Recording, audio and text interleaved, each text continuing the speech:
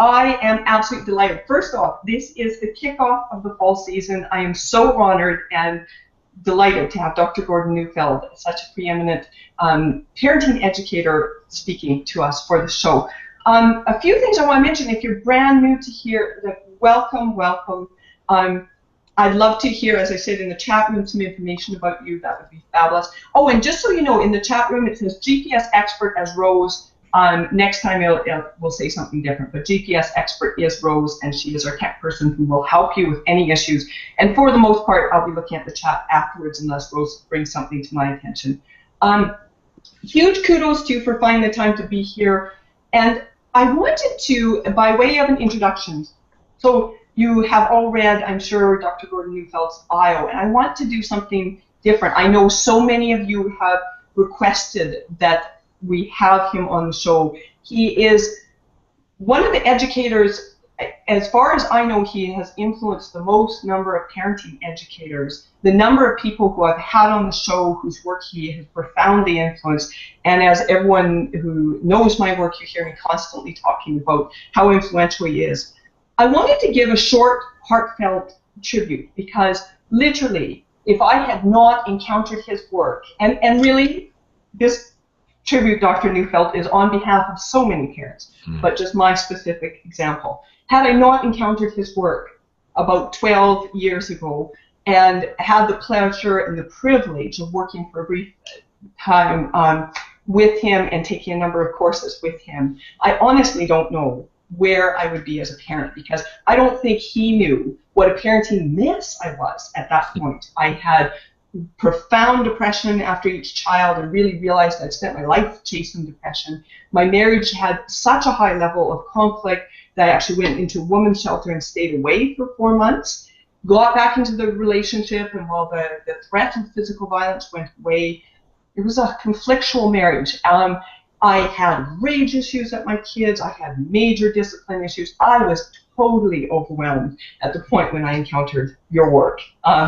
Dr. Neufeld was so profound that what I want to share, and I had this inspiration to share a little more personally. This morning, my son said to me, he's 18, going off to college for the first time. He said, "Mom, I want to have dinner with you Saturday night because it's my last night here." And of course, that made me teary-eyed. But at the same time, I thought, how appropriate, because your work is why I have 2 thriving kids, despite a very acrimonious separation a year and a half ago from their father. There's lots that is still not perfect, although it's pretty close. There's lots that's pretty perfect in our lives now. But we've had a challenging parenting situation, and yet I have 2 thriving children, truly thriving. They're in the top of their school in many ways. I'm truly thriving, and it's a tribute to you. So I will trust that everyone else will read the extensive credentials, because the Neufeld Institute is across the world. There are instructors and trainers who you have personally trained across the world.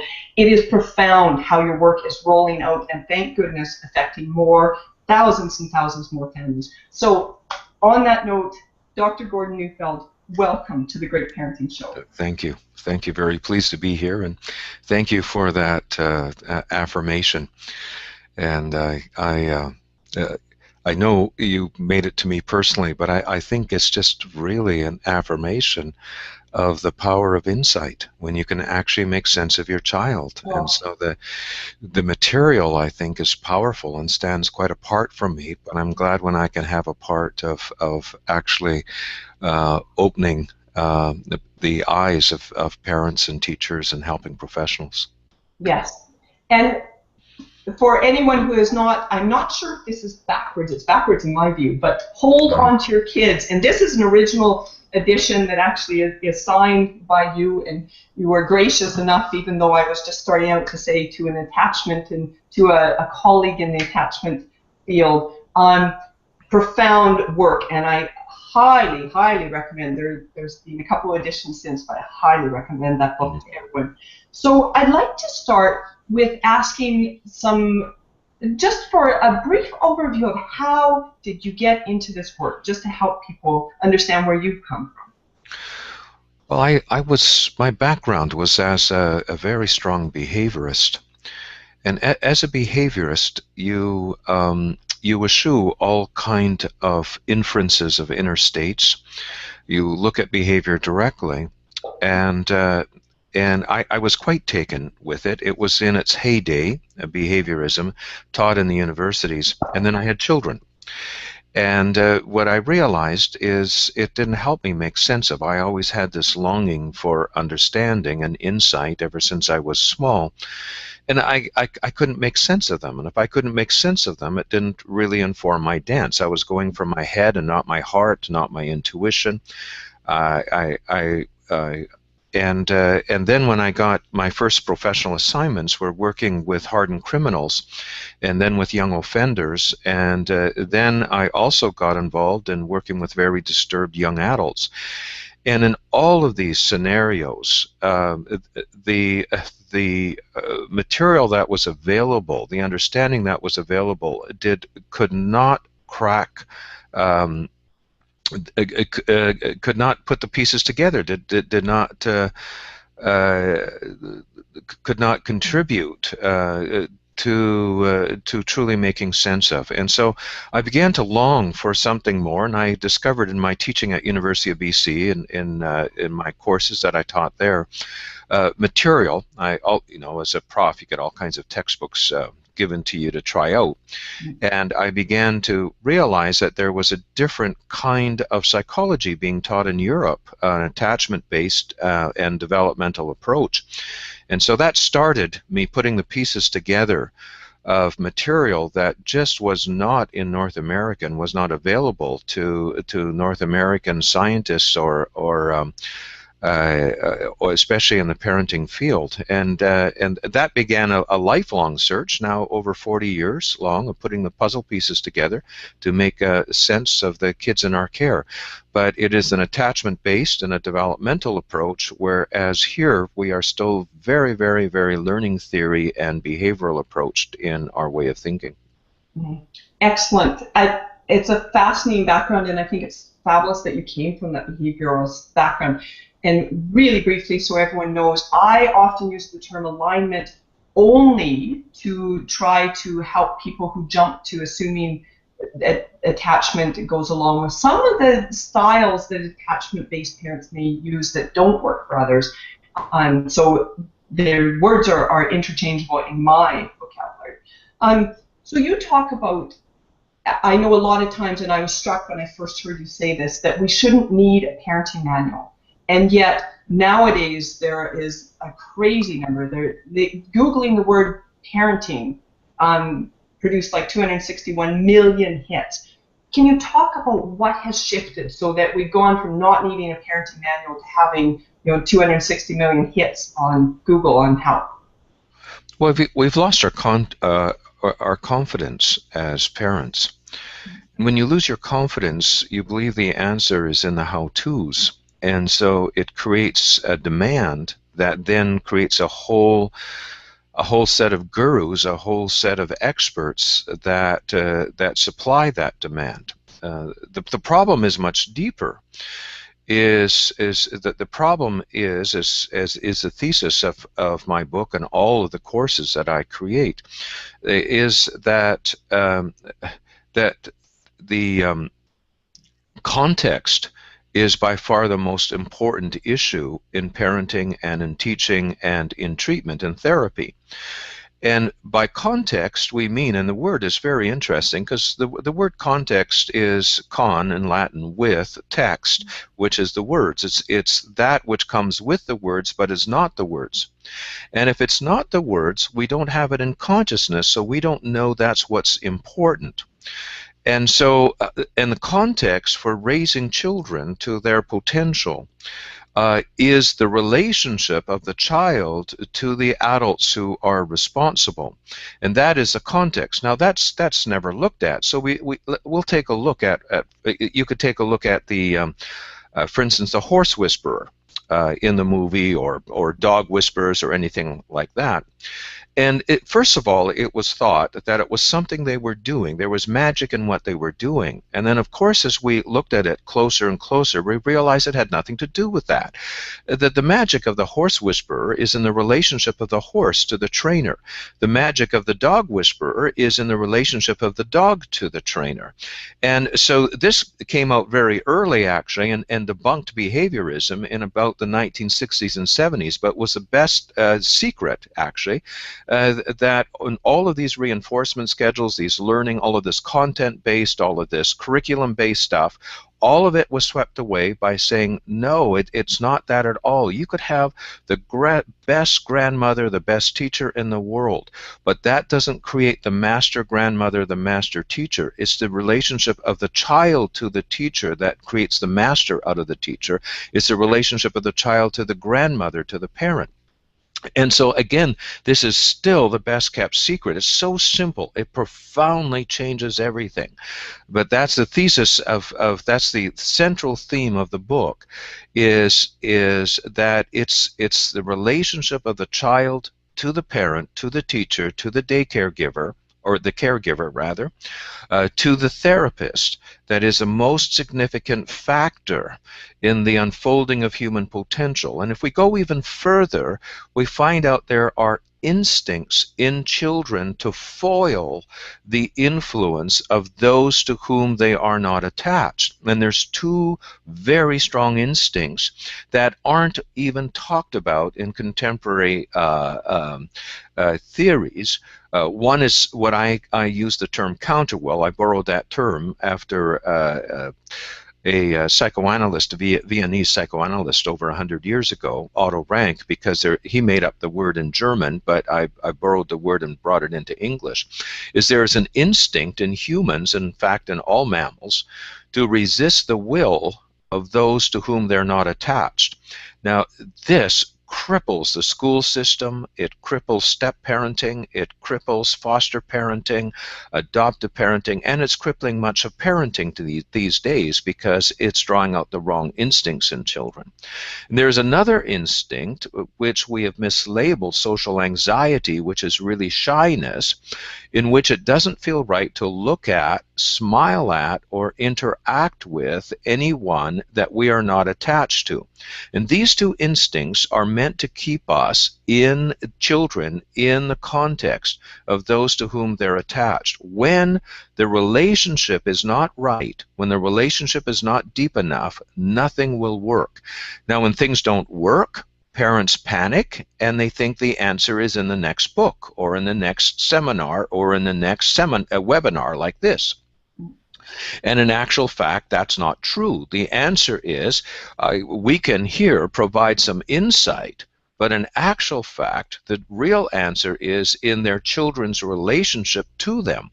And so I wanted to write a book like none other. I wanted to write a book that was, you know, like that was totally different than any other parenting book, that really spoke to context, that spoke to the relationship, and try to see if it couldn't massage the dance a little bit, the child-parent dance, the student-teacher dance, because that's where everything begins.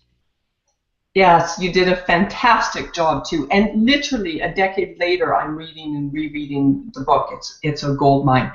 So how do you help, given that our as parents, we actually have the instinct to push our kids towards other kids in many cases, and we're pushing them away from us. How do you help parents start to shift then? Well, you're alluding to another theme in the book. The theme in the book that became the major theme, but it was first of all quite a sub-theme, was the fact that we're losing our children to their peers, and so that that peers are beginning to matter more to children than their own parents and grandparents and teachers and uncles and aunts, and that this is fundamentally usurping the natural power of parents and teachers, and adversely affecting the context in which children are meant to be raised. And you speak to the fact that normally we would there shouldn't be a problem with children attaching to other children. And there's two things here that I want to mention. One is that if a culture was intact, uh, then the children that our children played with would have a adult attachment in common. A grandparent, a teacher, they would have an attachment in common. And that's like the planets that are revolving around the sun. They have their primary attachment is not to each other. The primary attachment is to the sun. And that creates harmony in the universe. The problem would be if any of those planets started orbiting around each other. It would cause chaos in the attachment universe. And that's exactly the same with it is with children, is because we have come undone, our culture has changed. Our children are no longer being raised in the villages of adults that they have common attachments to, because as students in a classroom, they don't share a common attachment with a teacher. What happens now is that when they attach to each other, it begets a competing attachment rather than simply a complementary attachment. And this is the same with step-parents, because the mother usually does not introduce the stepmother. If you follow me, in our culture, mothers and stepmothers are usually arch enemies. And this is always the way it's been in tradition. And because they don't come from inside the village, introduced by the mother, you have a problem with competing attachment. And so if the child does attach to the stepmother, they're often drawn away from their natural mother. If they're very attached to their natural mother, they will tend to resist contact and closeness with stepmothering. And this plays havoc in raising children, because in our society, children tend to have many adults involved in raising them, and so this is a problem. There's one more thing that I'd like to mention is we're into the third generation of peer orientation. This started after the Second World War, and it took hold in the 1960s, and by the time the hippies came along, this was the first generation of peer-oriented who believed their friends were more important than their parents, than their ancestors, than their families of origin, and so on. And now we have grandparents who were part of that first generation. They instinctively think, because their instincts are skewed, they instinctively think that peer relationships are more important than family relationships. And so that's why they go to retirement areas like Arizona and so on. They flock to be together rather than finding themselves in proper hierarchical arrangement in families and serving their roles. All traditional cultures are grandparent-centric. And when a society loses its grandparents, it loses those common attachments that we're meant to revolve around. It loses the most valuable resource. And so today's parents, because they're already most likely a second or third generation peer-oriented person, they look to each other. They look to Google. They look to whatever they don't look to hierarchical attachments. They look to peer attachments for the answer. And so because they think that the peers are their answer, they also think that that's the answer for children.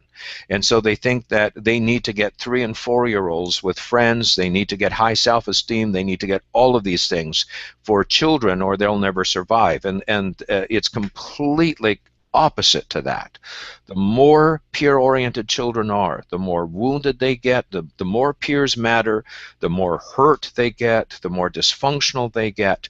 All of these things, it just goes in a completely opposite direction to what we think. The healthiest children, even the most important, the healthiest adolescents, the single most important factor for them is in all the research that has been done, is a strong emotional, safe, caring relationship with an adult. That is the single most important factor in any child and any adult, not peer relationships.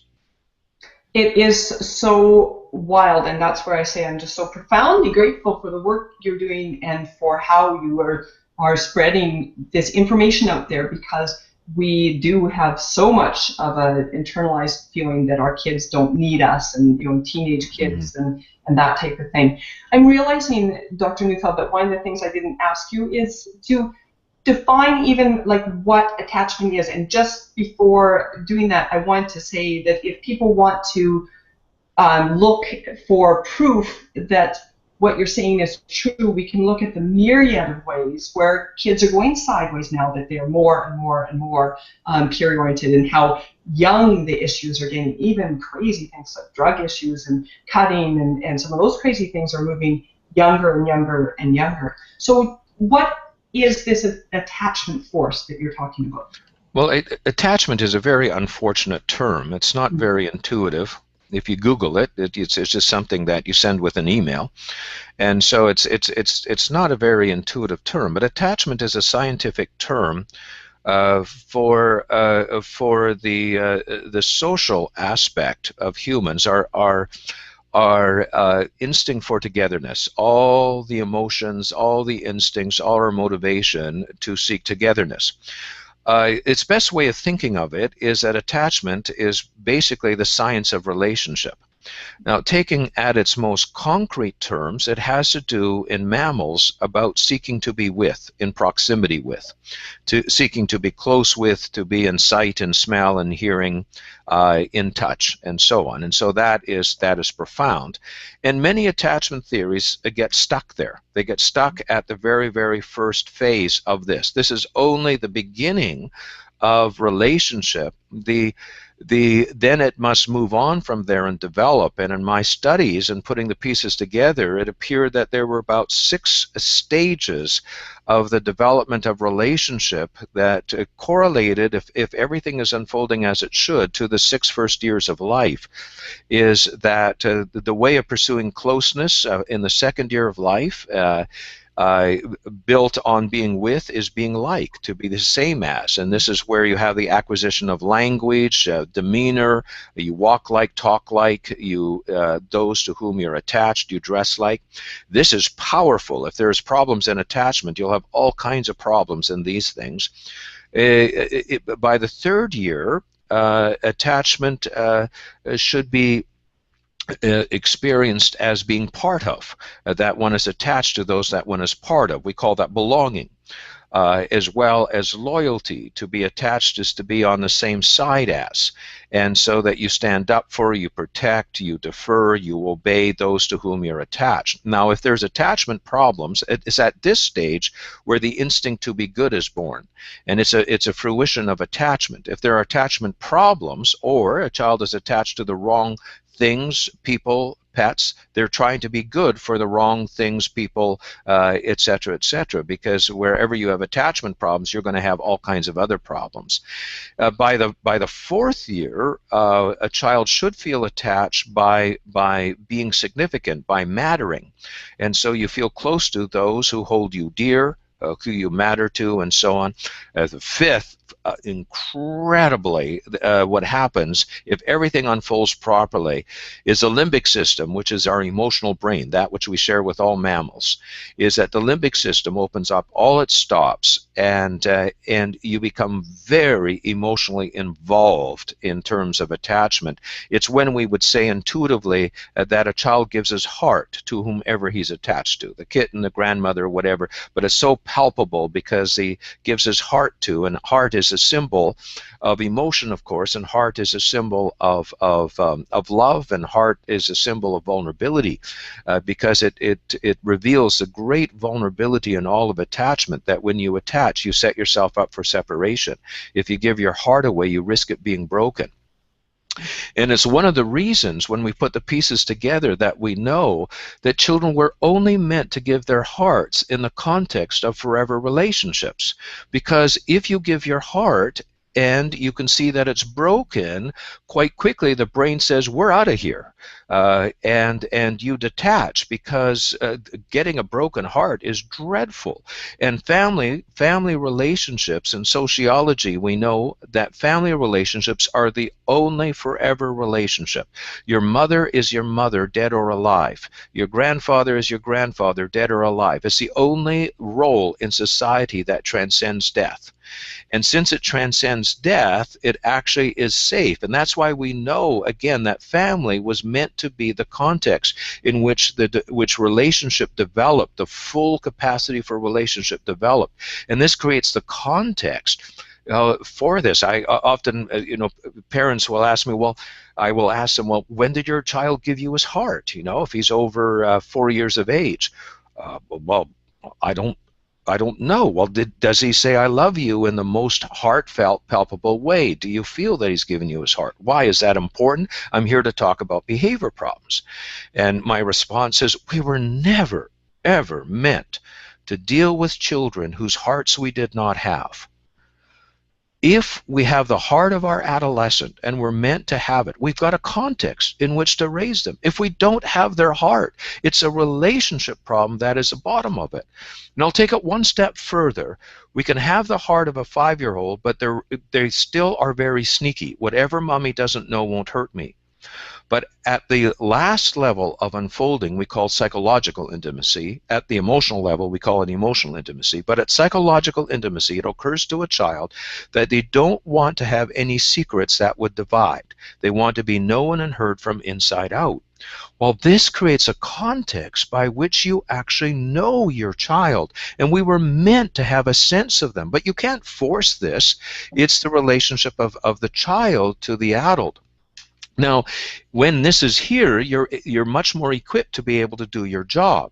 And so in many ways, you could see that relationship is nature's answer to how to stay close when apart. Because you have, I just have to back up here a little bit, Jacqueline. What absolutely changed science and the understanding of this is we used to think that humans had survival needs. And Maslow thought all the great thinkers perceived that Maslow needs were at the beginning, the survival needs rather, were at the beginning of the hierarchy.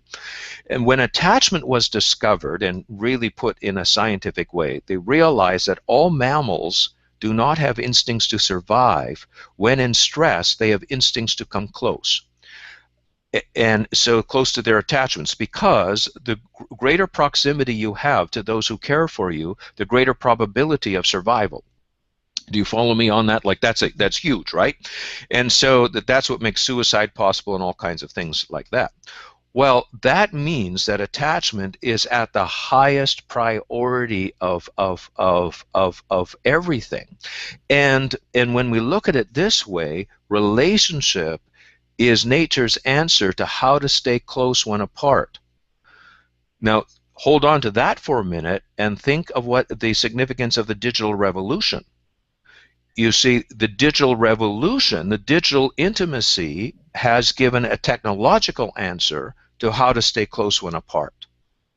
But that answer is so significant, that answer is so successful that it interferes with the development of relationship. And all the research coming in now is not that digital intimacy doesn't work, is that digital intimacy is so successful. It's like having sex when you're 5 years of age. It is too good. Everything becomes sexualized.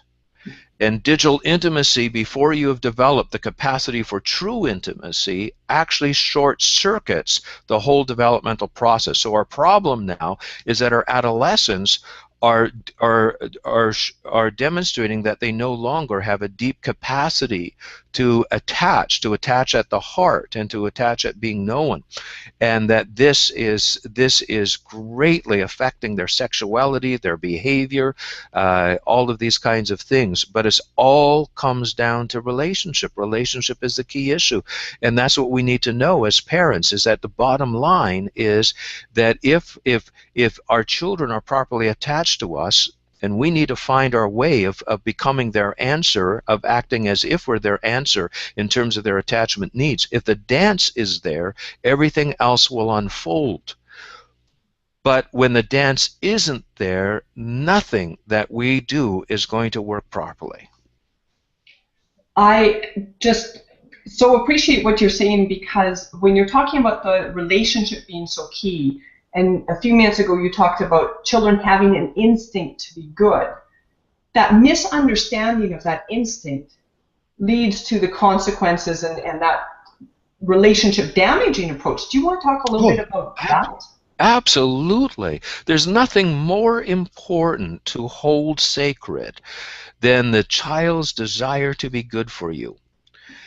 This is so important. It's so precious and it's so natural. When we have a good relationship with somebody, we naturally want to make things work for them. We naturally desire to be good for them.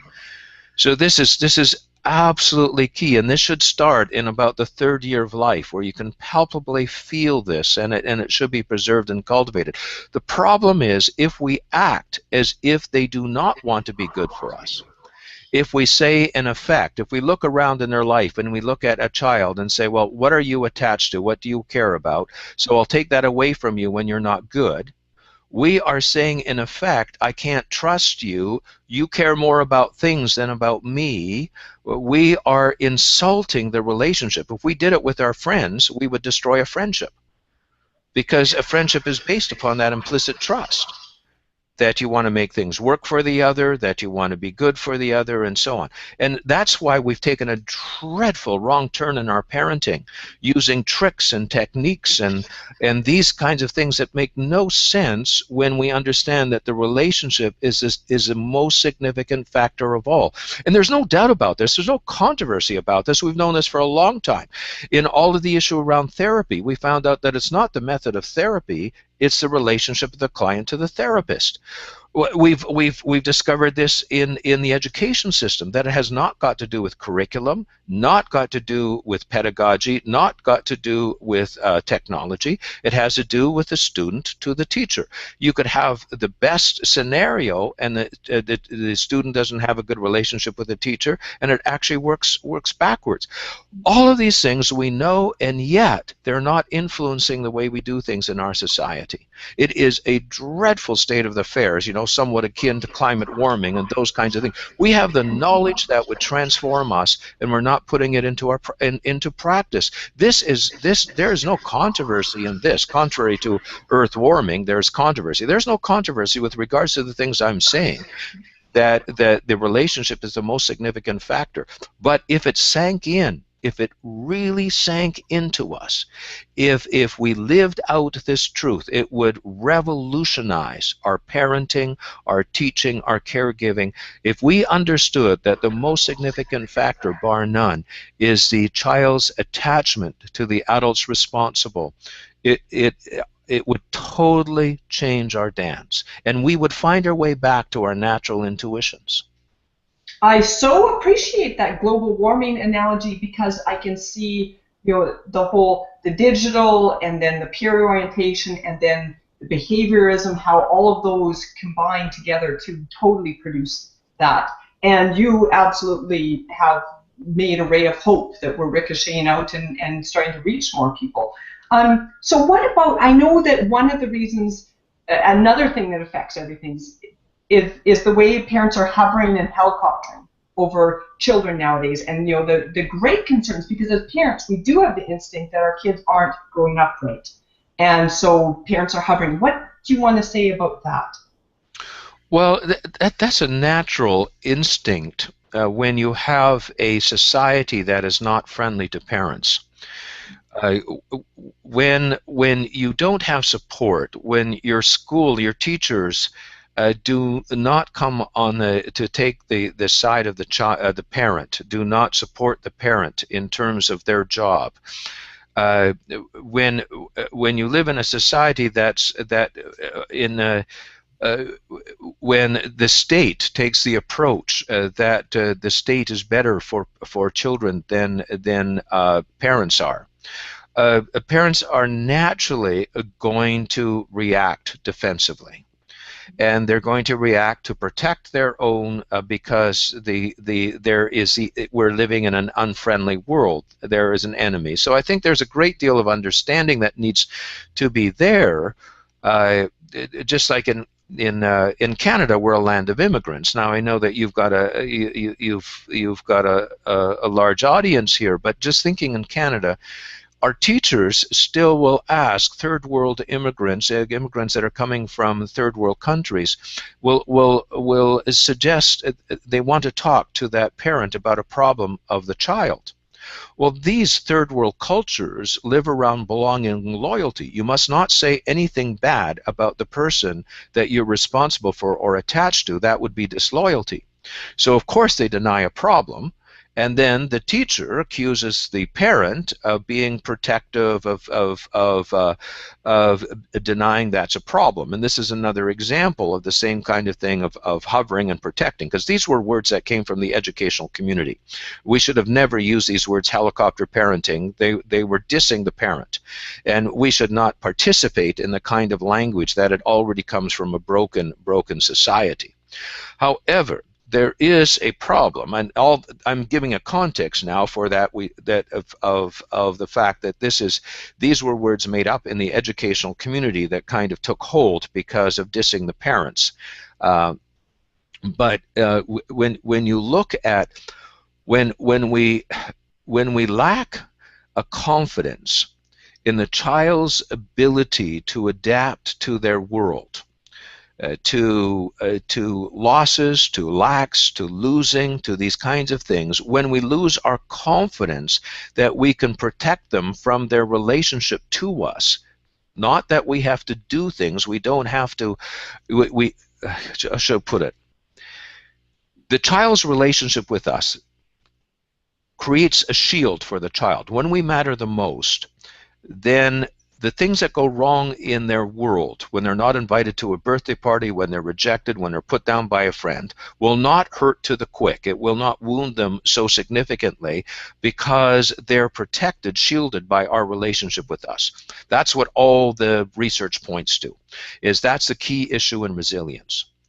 But the parent has to have the confidence that it's a child's relationship with us that is protecting them, believe in the ability of the child to adapt to circumstances and situations, for them to relax, and to know that what they need to do is not to protect the child so much against a cruel world. What they need to do, or an unsupportive world, what they need to do is to keep the relationship with that child's relationship with them strong enough. If they have their child's heart, they can protect their heart. And that's the same thing is true in the digital world. The digital world is a very cruel world. It doesn't have any attachment rituals. You don't have any collecting of the eyes, the smile, and the nod before you engage in interaction. It brings out the meanest instincts in people. The digital world is a cruel world, and the online world and Facebook it started off being incredibly cruel, and Harvard and Facebook's, and it's always been a cruel world. How do you keep a child safe in a cruel world? That's a big question. Well, do you hover? Do you helicopter? Do you try to change circumstances? Do you try to protect them in this? No, nature gave us another answer, and that other answer is if we have the child's heart, it automatically shields them from being wounded too much because we matter most. The atrocities we've had in Canada, the Amanda Todd, the Nova Scotia, these were examples of adolescents who were peer-oriented, who had lost. It isn't as if they didn't have parents who didn't love them, pardon the double negative. The issue was far deeper in this. It was that they had become peer-oriented. They looked to peers to be their answer. And so the love of their parents failed them, not because they didn't love them enough, but because because the adolescents, they got so wounded and wounded to the quick because their peers mattered more than their parents. And this is the phenomena I'm speaking about, is that this would answer the helicoptering as well, is the overprotectedness, is that if we had confidence that we could indeed keep our children safe in a wounding world, and if we knew that the way to do this was to make sure that we cultivated a strong enough relationship on their part to us that we had their hearts, we would be able to live in this world with a degree of confidence that we could keep them safe. We have people who are really hearing you about the importance of the relationship and the importance of the attachment, and I'd like to talk a little bit about some of the collecting rituals, just to make sure that people understand them. And also, can you first just speak to the fact I've heard you talk before about how nature naturally takes care of maturation if we have the right conditions. What about parents whose kids are a little bit older and they're worried because they know that they didn't start out right? Well, the good thing about relationship, it's never too late. Uh, the hard thing about relationship is you can't make somebody want to be with you. Mm. And that's the hard part. You can make it easy. Uh, and if we present ourselves as the answer to their attachment needs, to love and belonging, to significance, if we take the attitude of nurturing them, more times than not, the child will begin to feed at our table again, to look to us to be the source of that and to draw them back in relationship. So the good news is it's never too late. And then again, but there's a caveat, is that you can't make somebody want to be with you. And that's the tragedy of relationships, is it's not as if you say, well, if I did the right thing, if I was a perfect parent, would I have the right results? That is not the way it goes in terms of relationship. That's not the way it is. You can never, there's nothing that we can do, no pill that we can give a child that can bring their defenses down. And there's nothing that we can do, no pill, no trick that we can bring them into right relationship with us. However, we can make, when we do the things that make it easy for them to fall into attachment with us, there is far more likelihood of success, far more probability of success than failure. So I know that one of the things you talk about and you explain so well when you talk about the 6 levels of attachment is the fact that our peers, when we're kids, don't meet those deeper levels. So there really is something we can provide that peers can't, Yes. and that's part of what's in our favor, right? Absolutely. It's not safe to give your hearts to peers because, again, you risk it being broken. In family, we have an advantage. We have an advantage, and we know that advantage. You know, if you just take the example, if you deeply instinctively know it, if your 4-year-old would come to you, those with 4-year-olds, and say, Mommy, may something bad happen to you? Might you die like Auntie? Auntie, might you die, or like Grandma? No, we have the answer in us. We say to our, if we have any intuition at all, we would answer to, the 4-year-old, honey, don't you worry. I'll always be your mother, which is true, dead or alive. But we don't get into that part because they're not ready for that part yet. But the answer is, and that is the key answer, and what family has to offer that nobody else can offer is I'll always be your father, your mother. It is forever. And if it's forever, it answers the conditions by which children give their hearts. And that gives us a context in which we can influence them. We can do our job of raising them to their potential. So it is this. So if we can convince, and this is the big thing, children today, when they're looking at their parents, they're facing separation all over the place. If they're not attached deep enough, if their parents are sending them to their rooms when misbehaved, like withdrawing the invitation to exist in my presence until they behave, there's all kinds of ways that today's parents are using separation as a tool. That is something we should have never have done, because the whole thing about parents is the foreverness. We should have always the attitude that there is nothing, honey, absolutely nothing, no behavior, no attitude that's going to separate you from my love. Nothing.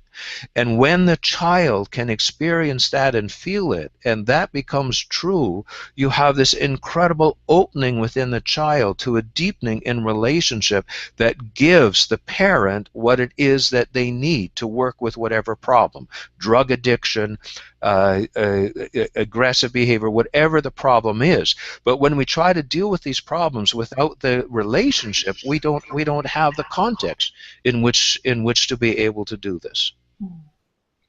Okay, well, so we'll get to the collecting rituals in a second, but I know, and by the way, for people who are putting questions in at the top of the hour, we will stop and we'll stop the broadcast, but I will point to resources and answer some of these questions, so do know that we'll get to you. So one of the things that I know so many people struggle with is the fact that in terms of an extended family, and that there's so much breakdown in families and so much just rupture. Can you talk a little bit about that? Because I'm sure that some of that is even caused by the peer orientation that our parents Yes, can, yes, experience. But do you want to talk just a little bit about that, please, and what we can do yes. about that? Well, again, there's a good news here is that a child really only needs uh, one deep, loving, working relationship to create the womb for maturation to result, to become emergent, adaptive, to be able to realize their potential as humans. So it's the womb is the psychological womb for maturation to occur can be quite singular, and that's all that's required. Usually though, it's that mom, that dad, that grandma, that aunt that needs all kinds of support. So we've kind of looked at it wrong. We thought the child needed all kinds of support, needs all kinds of players, when in actual fact, no, one is enough. But that person in our society needs a supporting cast. And we would do much better in society if we supported the that adult that the child was most attached to, the working relationship, and try to give them the support that they need to be able to provide the conditions that are conducive to the unfolding of human potential. But it really is good news in a broken world. Many parents are truly alone in the sense they lack a supporting cast. And in the secularization of our world, before we were able to turn to our synagogue, our mosque, our God, in the secularization, we are cut off also from a place of this support, which is unfortunate because, again, it's leading to more and more parents being abandoned they have the most important role on earth is bringing their offspring to become fully human, and so it's not easy, but it can be done. It certainly can be done, and so single parents who don't have outside support should take heart in the fact that no, if it's finding your confidence that you are your child's best bet, you are their answer, acting as if that is true, the source of belonging, as I usually put it in the book and in my courses, being able to convey to the child the invitation to exist in your presence. If they can feel it, your delight in their existence and their presence, if there's no conditions on that, the children will flourish, despite the fact that around you may be all kinds of suffering and lack and loss. This is a condition for children to flourish when they can bask in the warmth of that invitation to exist in someone else's presence. One of the many, but just profoundly transformational points that I got from you very early on was that all of us have issues that, whether there are even developmental, issues, learning disabilities, whatever, but also personal circumstances that we have to overcome. And I would love to talk to that because the single parent who doesn't have a lot of support, or someone who's in a marriage with not much support, or whatever's going on, I know your whole concept of accepting futility and processing that has phenomenal implications for the parents as well as for kids. Can you talk Yes. please about that? And then I promise we'll do the collection. Okay. Well, nature has a back door to growth, to development, which is very fortunate because there is an alternate route. If the conditions aren't ideal, if one hasn't experienced that invitation from a parent, from an adult in one's life, there is suffering, there is wounds for us as adults as well. And the answer to this is very interesting. If we can find our true sadness, our true tears of futility about the things we cannot change, it ends up transforming us so that we can handle the things that we cannot change in our life.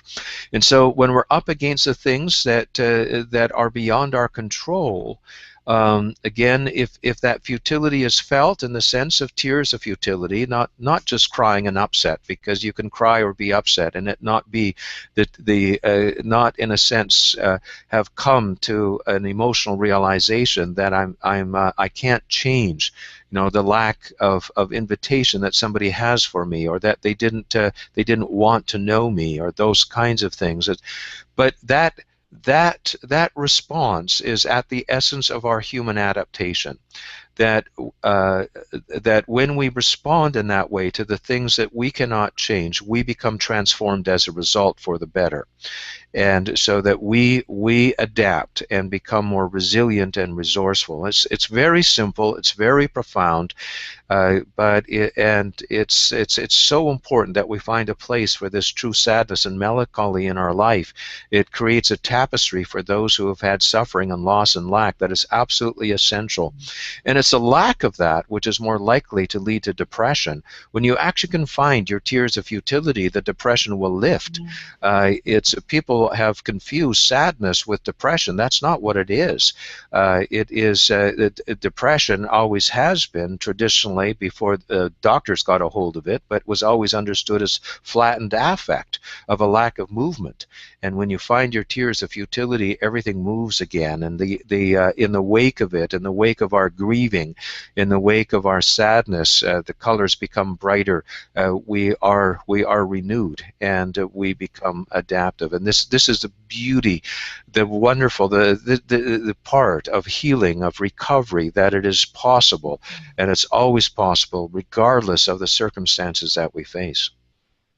I thought that was just so important to talk about, because I know, that me learning that and realizing that tears were healthy was so important, because I was in a period where I had been bawling and bawling and bawling and bawling in counseling and really thought there was something wrong with you. And then I realized, okay, I'm taking the back door, and I'm taking the back door to maturation, and slowly but surely my joy returned. And it's a profound concept. And I know with our children, we are very guarded against their tears. So if we get, against them crying, and we can talk about that potentially in a minute, but for parents who are wanting to start at ground zero and build that relationship, let's talk about the collecting rituals that you briefly mentioned. Yes, again, I've had to put a word to those because we lack language in our society about some of these basics. But the best way to think of it very simply is the greeting ritual that exists not only across all cultures, but in many mammal cultures as well: wolves, bears, elephants, and so on. It's amazing. And it's very simple, is the idea of a greeting ritual. What is happening is, what you're trying to do is you're trying to activate the attachment instincts in another, the instincts to keep you close, the instincts to hold the relationship dear, and to give you a context in which to interact. And so the first thing that we usually do in this, not mammals now, humans, the first thing that we do is we try to collect somebody's eyes. We try to collect their attention. And the reason for this is that the eyes really tell us whether we're invited to exist in their presence. The eyes will flatten or they'll lighten up slightly, and so on. Now, there's certain cultures in which this is not allowed, and there's certain conditions. A very shy child, a very damaged child. There's certain cultures, many Aboriginal cultures, many Asian cultures, you must never collect the eyes. In here, you would collect the ears. You would say something that you use the auditory, not the visual thing, to make the first connection. But what you're going to go to in a traditional greeting is, when you get the eyes, the next thing you'll want to do is get a smile. Because a smile is that kind of indication that you're invited to come close, right? And so we smile to get their smiles. This would be imitation. This is the second phase of attachment. We also say something that will make them smile. We do everything we can. For a baby, we'll use all kinds of faces and so on to get them to smile. But this is the essence. We want to get a smile. And the third part of this is, we'll usually want to get a nod. So we'll nod, so they nod, or we'll say something that makes it really easy to nod. Oh, the weather has changed. It's sunny out today, or we've got a storm, or you're wearing your pink dress today, or something that makes it really, really easy. Now, if you want to find a child whisperer, you will find a whisperer, but whether it is a playground supervisor, a teacher, a grandmother. But what they'll find is before every interaction with the child, that person will get the eyes, a smile, and a nod. And you'll notice that it will be so much part of the dance, nobody sees that part. And then when they say, I'd like you to help me set the table, or would you put your clothes over here? It's time to go into the school now, the bell is rung.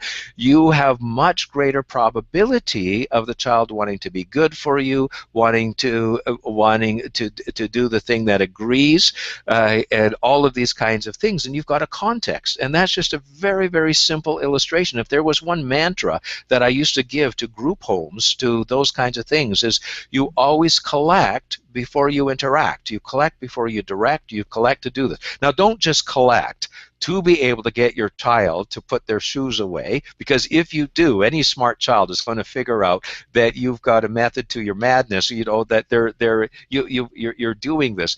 But the idea here is that we should be collecting our children all the time for nothing other than simply to build relationship.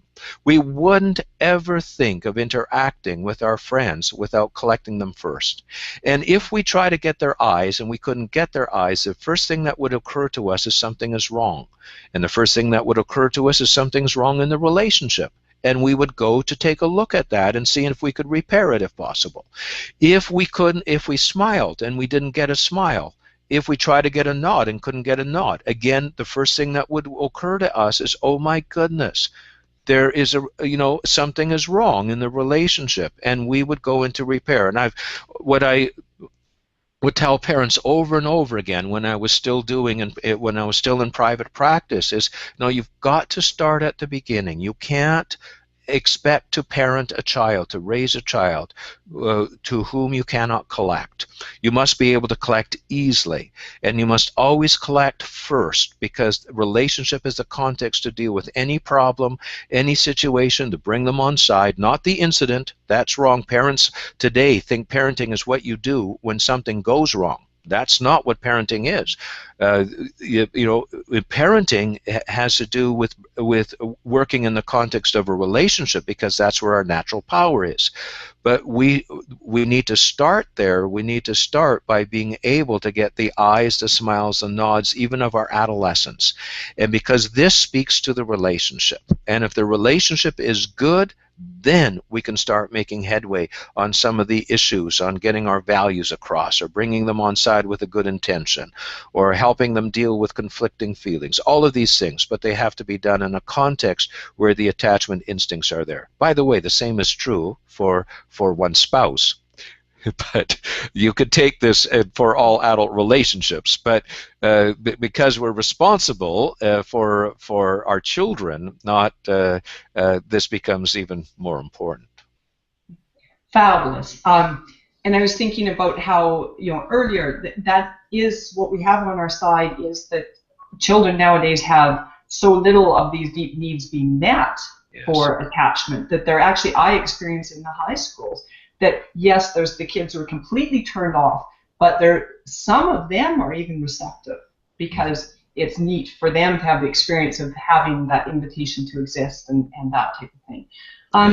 There's so many things I would love to get into. Our time is basically done. I will end this and then answer some questions for people, because I don't want to leave people hanging. Do you have any nugget you could leave? Because when we talked about the futility process, I know aggression is so on the rise, and I know it's so deeply linked. Do you have anything that you could say either on that, or do you feel like there's a different way you'd like to end this interview? Well, when attachment works, the aggression will melt itself when a child finds their tears, and when there's not so much attachment frustration. But I think the basic thing is I'd like to say that the child, child-adult-parent relationship is an ancient dance. It's one of the most important dances. A dance you can't orchestrate. It's a dance, and when the relationship is right, a dance evolves out of that. And so, if there's whatever energy you put into it, it should be put into where it's going to deliver the best dividends, and that certainly is in the relationship. And I don't know if you were mentioning it besides the book. I created an organization to be able to offer the 20 courses I created. I don't know if you'll mention that, but they can access that at NeufeldInstitute.com, and they Absolutely. can, yeah, good. And Rose, if you actually could put that in the chat box, if you have any issues with spelling it, I'm realizing we didn't talk about that. It's actually Neufeld and then institute.com, but I can write that afterwards. Dr. Neufeld, I am just profoundly grateful to have you on here. I actually am also going to mention your bio after we say goodbye. I will formally read it just to make sure everyone is clear of your stature and how respected and how influential you are in the world. We're really honored to have you on here today. And well, thank you so, so much. Thank you for the opportunity to share this, and hopefully it can make a contribution to others. And thank you again for the affirmation of the contribution that it's made to your parenting journey. Thank you. Okay, so I'll say goodbye. And I'll sign off here. I put my glasses on and see if I can find these things here. So I'll sign off. Perfect. There we are. Okay, bye-bye. Goodbye for now. So please send people to the greatparentingshow.com page and also join us on Facebook. Love to get your testimonials. If you share them at support@greatparentingshow.com, it would be fantastic, because really that's how we'll get more and more people, and we'll ricochet things out and stop this global warming that's happening, unfortunately, in our parenting world. So I will say goodbye for now and see you next time.